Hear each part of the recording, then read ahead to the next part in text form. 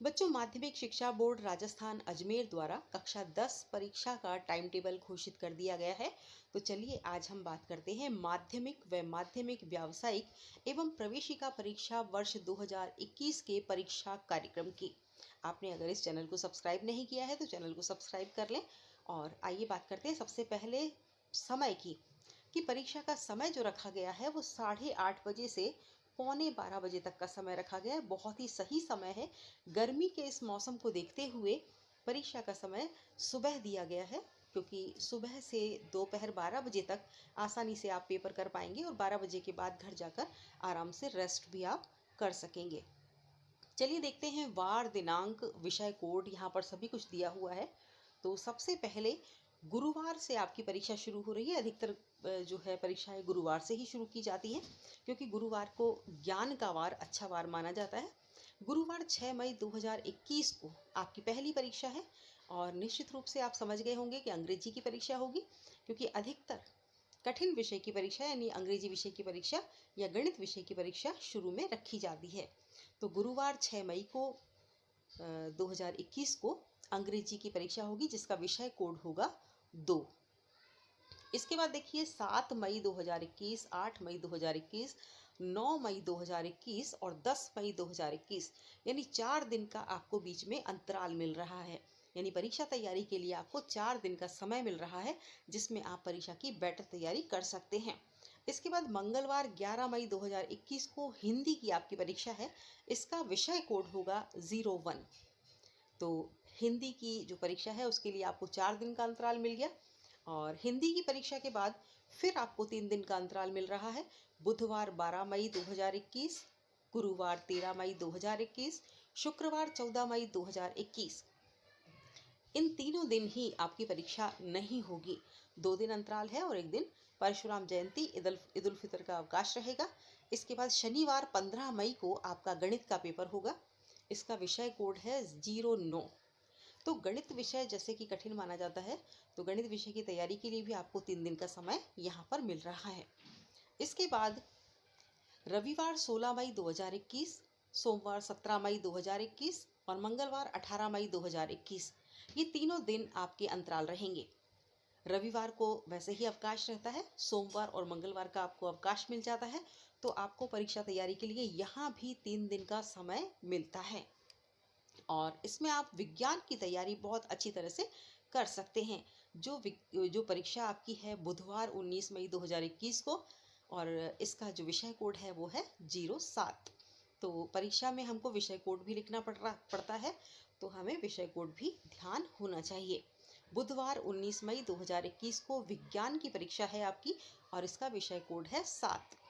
इसके बाद फिर 2 दिन की आपको छुट्टी मिल रही है, गुरुवार और शुक्रवार, यानी 20 मई 21 मई 2021 को दोनों दिन अंतराल रहेगा। इसमें आपकी सामाजिक विज्ञान की तैयारी बेटर तरीके से हो सकेगी।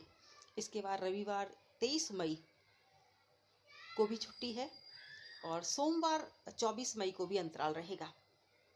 यहाँ आपको 2 दिन की छुट्टी मिल रही है। और मंगलवार 25 मई 2021 को तृतीय भाषा के रूप में जो भी आपने विषय लिया है उस विषय की आपकी परीक्षा होगी। तो तृतीय भाषा के रूप में देखिए, या तो आपने संस्कृत लिया है तो उसका विषय कोड है 71, 71। उर्दू यदि आपने लिया है तो उसका विषय कोड है 72 यानी 72। गुजराती लिया है तो 73 इसका विषय कोड है यानी 73। सिंधी लिया है तो 74 इसका विषय कोड है यानी 74।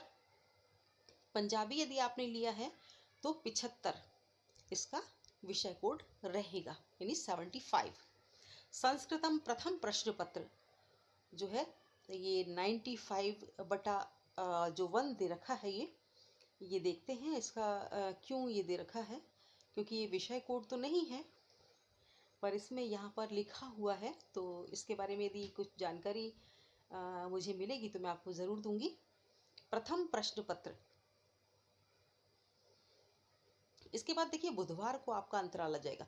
मंगलवार को आपका जो पेपर है 25 मई 2021 को, वो है तृतीय भाषा जो भी आपने ले रखी है, संस्कृत या अन्य जो तृतीय भाषा आपने ले रखी है उसका पेपर हो जाएगा आपका।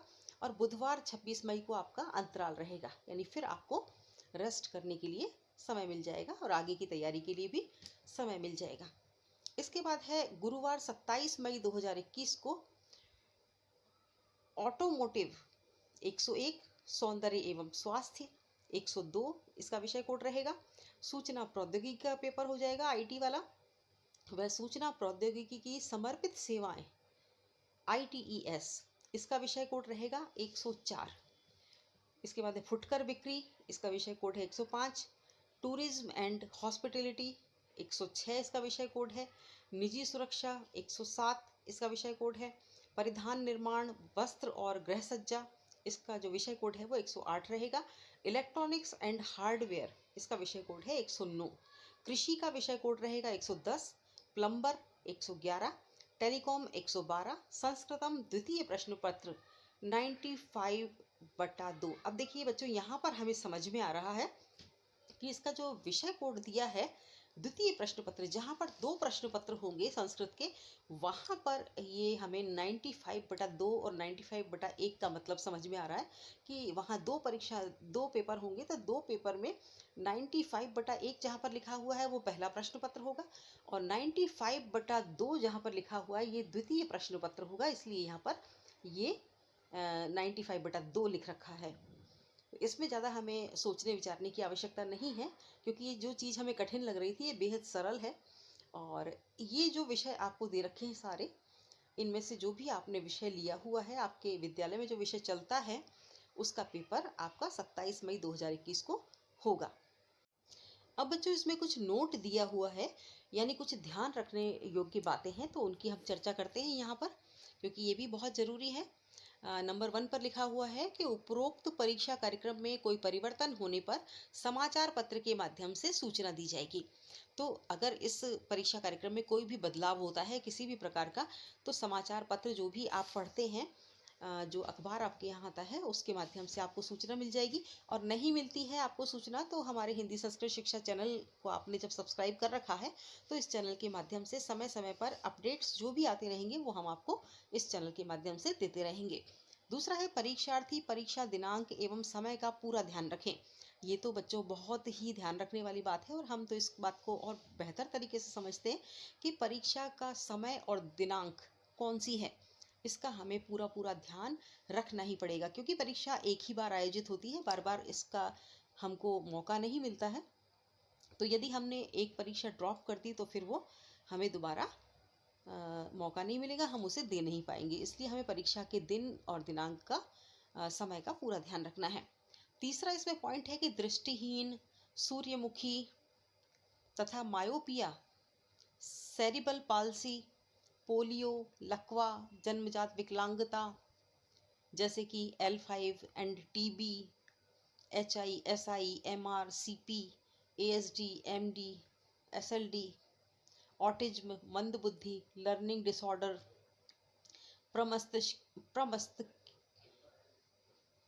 प्रमस्तिष्कीय पक्षघात, बहु विकलांगता, थैलीसीमिया, हीमोफीलिया पर लागू होगी तथा मूक एवं बधिर, डेफ एंड डम्प के परीक्षार्थियों को आवश्यक प्रमाण पत्र प्रस्तुत करने पर न्यूनतम 40% या इससे अधिक विकलांगता पर प्रश्न पत्र हल करने के लिए निर्धारित समय से 1 घंटा अतिरिक्त समय तथा 75% या इससे अधिक विकलांगता पर श्रुत लेखक देय होगा। देखिए बच्चों, आपने इस चीज़ को पढ़ तो लिया, लेकिन आपको समझ में नहीं आया होगा, तो मैं आपको समझा देती हूँ कि जो बच्चे दृष्टिहीन हैं, जो देख नहीं सकते आंखों से, या सूर्यमुखी हैं, जिनको दिन की रोशनी में कम दिखाई देता है, या वो बाद में नहीं देख पाते हैं अच्छी तरह से, कोई सेरिब्रल पल्सी रोग से ग्रसित है, पोलियो से ग्रसित है, किसी को लकवा हो रखा है, या कोई जन्मजात बीमारी से ग्रसित है, विकलांगता है, उसमें मंदबुद्धि है, जो सीखने में बहुत धीरे है, बहुत धीरे सीख पाता है, किसी को दिमाग से मतलब इस प्रकार की प्रॉब्लम है कि वो पूरी तरह से जल्दी काम नहीं कर पाता है, हर काम में देर लगाता है। इसके अलावा पोलियो इत्यादि से ग्रसित है, या अनेक प्रकार की विकलांगता है, थैलेसीमिया और हीमोफीलिया जो रोग होते हैं बहुत ही कठिन रोग होते हैं, बहुत ही ऐसे रोग होते हैं जिनकी चिकित्सा बड़ी मुश्किल होती है। तो इस रोग से अगर ग्रसित भी बच्चे हैं या मूक बधिर हैं, तो इन सब बच्चों को 1 घंटा अतिरिक्त समय मिलेगा, ताकि वो उनकी लर्निंग अगर धीरे है, यदि वो धीरे काम करते हैं तो वो काम को आराम से कर सकें, अपना पेपर आराम से कर सकें। और इसमें क्या है, जो बच्चे पेपर अपना नहीं कर सकते हैं, जैसे नेत्रहीन बच्चे हैं या जिनके हाथ से वो जो लिख नहीं सकते हैं, तो उनको श्रुत लेखक देय होता है। यानी कि एक अतिरिक्त व्यक्ति उनको मिलता है जो उनका पेपर करता है, और वह बच्चा बोलकर बताता है कि उसका आंसर क्या लिखना है। तो ये वाली बात है। अगर आपके आसपास भी इस तरह के बच्चे हों तो उनको ये सूचना आप जरूर दें। चौथा नंबर का पॉइंट है कि अधिगम अक्षम परीक्षार्थियों के लिए जो है 1 घंटा अतिरिक्त समय तथा मॉडरेट एवं सेवर केसेस में श्रुत लेखक देय होगा। अधिगम अक्षम परीक्षार्थियों के लिए, जो अधिगम करने में अक्षम होते हैं, उनको अतिरिक्त समय दे दिया जाएगा और उनको एक श्रुत लेखक भी दिया जाएगा, यानी वो बोलेंगे तो लिखने वाला लिख देगा। अब पांचवा है कि परीक्षा भवन में बोर्ड द्वारा नियुक्त केंद्राधीक्षक, वीक्षक, उड़न दस्ते के सदस्यों, निरीक्षकों आदि को परीक्षार्थियों की तलाशी लेने तथा आपत्तिजनक सामग्री प्राप्त करने का अधिकार होगा। इसमें किसी प्रकार की आपत्ति, मनाही, अन्य उत्पात, दुराचार माना जाएगा। यानी कि परीक्षा देने जब आप बैठते हैं तो कोई भी नकल की सामग्री ना लेकर जाएं। यदि नकल की सामग्री आप लेकर जाते हैं और आप पकड़े जाते हैं तो फिर जो नियम है माध्यमिक शिक्षा बोर्ड का, उसके अनुसार आपको रेस्टिकेट किया जा सकता है। और इसमें बताया है कि परीक्षा भवन में बोर्ड ने जो परीक्षा केंद्राधीक्षक नियुक्त किए हुए हैं, जिस केंद्र पर आप परीक्षा देने जा रहे हैं उस केंद्र पर एक अधीक्षक है, कुछ वीक्षक होते हैं जो आपके एग्जाम ले रहे होते हैं, कुछ उड़न दस्ते के सदस्य होते हैं जो एकदम से आते हैं और आपकी चेकिंग करते हैं, कुछ निरीक्षक होते हैं। तो वो सब मिलकर आपकी तलाशी भी ले सकते हैं कि कहीं आपने कोई नकल की सामग्री तो नहीं ले रखी, कोई आपत्तिजनक सामग्री आपके पास तो नहीं है। तो जब वो आते हैं तो आपको मना नहीं करना है, आपको सामान्य तरीके से बिहेव करना है और बिल्कुल आपको सौम्य तरीके से, एकदम साधारण तरीके से उन्हें तलाशी लेने देना है। और क्योंकि हमने इस तरह की कोई सामग्री नहीं कहीं छुपा रखी है तो हमें डरने की आवश्यकता भी नहीं है।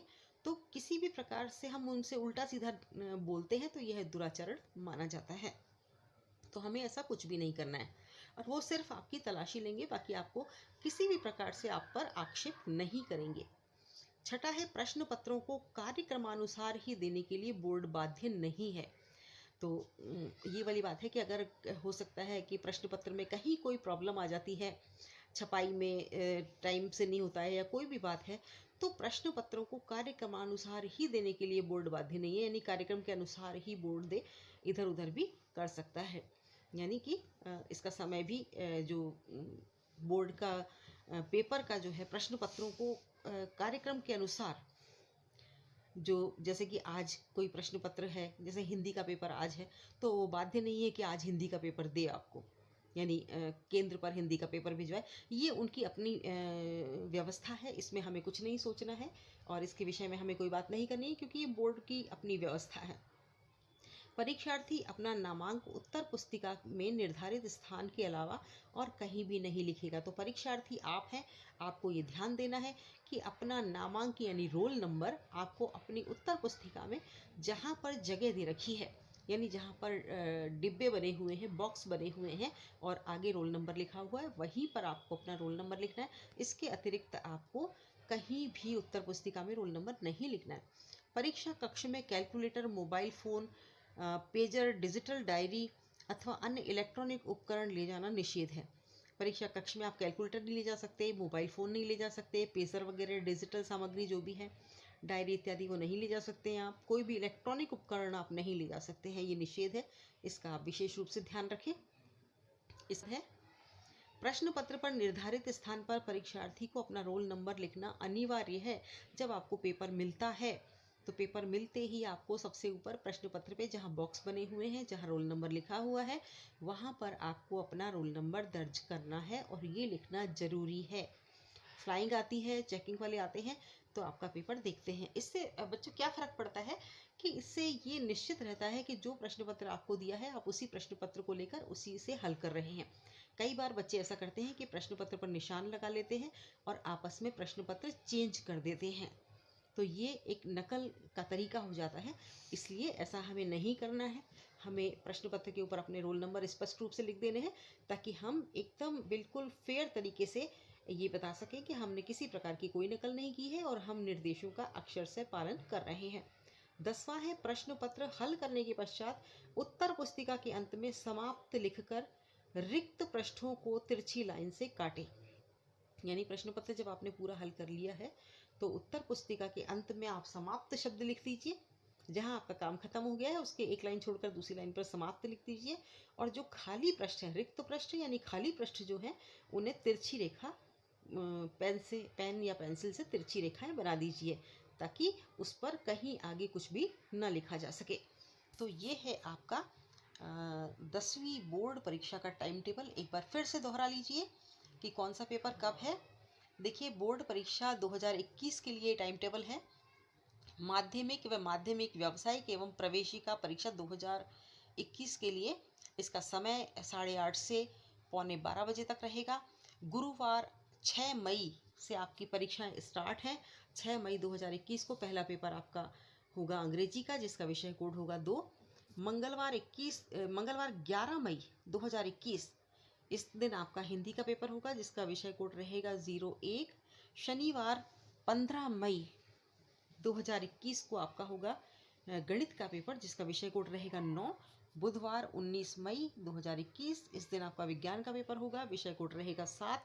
शनिवार 22 मई 2021 सामाजिक विज्ञान का पेपर रहेगा आपका, विषय कोड रहेगा 8। मंगलवार 25 मई 2021 को तृतीय भाषा जो भी आपने ले रखी है उसका आपका पेपर होगा। उसके विषय कोड अलग अलग हैं, तो विषय कोड आप अपने पेपर के हिसाब से लिखें। संस्कृत है तो 71, उर्दू है तो 72, गुजराती है 73, सिंधी है तो 74, पंजाबी है तो 75। इस तरह के आपको विषय कोड लिखने हैं। और इसके बाद गुरुवार 27 मई को जो पेपर होगा उसमें भी अलग अलग विषय कोड हैं, और जो भी विषय आपके विद्यालय में चलता है उससे संबंधित ये प्री पेपर आपका हो जाएगा। तो ये है आपका माध्यमिक शिक्षा बोर्ड राजस्थान अजमेर द्वारा जारी किया हुआ माध्यमिक व्यावसायिक एवं प्रवेशिका परीक्षा वर्ष 2021 का परीक्षा कार्यक्रम। तो बच्चों, इसी के अनुसार आप अपनी परीक्षा की तैयारी कीजिए। हमारी बहुत बहुत शुभकामनाएं आपके लिए। धन्यवाद।